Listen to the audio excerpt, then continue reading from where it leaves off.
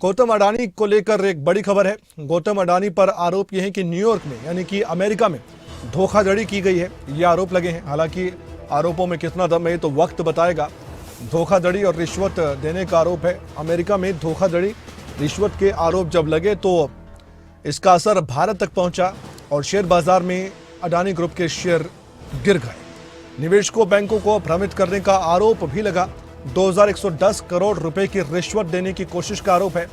Solar energy से जुड़े project को लेकर भी आरोप है।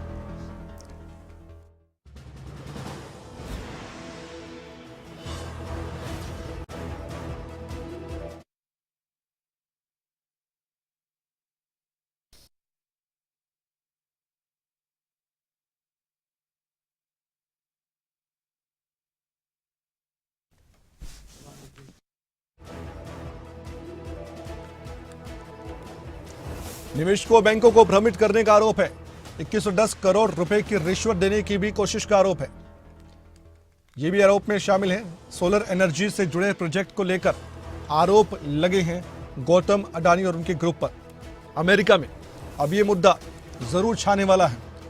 देश में, भारत में न्यूयॉर्क के ईस्टर्न डिस्ट्रिक्ट के आदेश में कहा गया है कि 2020 से 2024 के बीच एक भारतीय नवीकरणीय ऊर्जा कंपनी के वरिष्ठ अधिकारियों ने, जो एक भारतीय ग्रुप की पोर्टफोलियो कंपनी थी और अमेरिका एक्सचेंज पर सूचीबद्ध थी,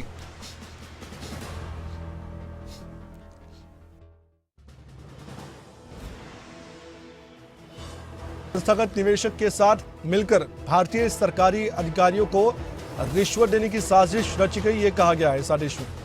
और इस साजिश का उद्देश्य भारतीय सरकारी संस्थाओं के साथ लाभदायक और सौर ऊर्जा आपूर्ति अनुबंधों को सुनिश्चित करना था।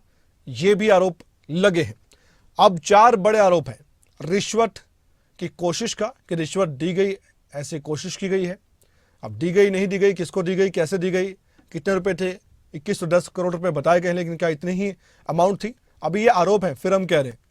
और दूसरी तरफ धोखाधड़ी का आरोप है, निवेशकों को भ्रमित करने का, उनको गुमराह करने का, उनके साथ धोखा करने का आरोप है।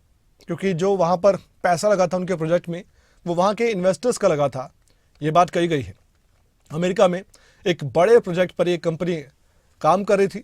अडानी ग्रुप एक बड़ा ग्रुप है भारत का भी, जो कि विदेशों में भी काम करता है और सफलतापूर्वक कई काम किए भी हैं।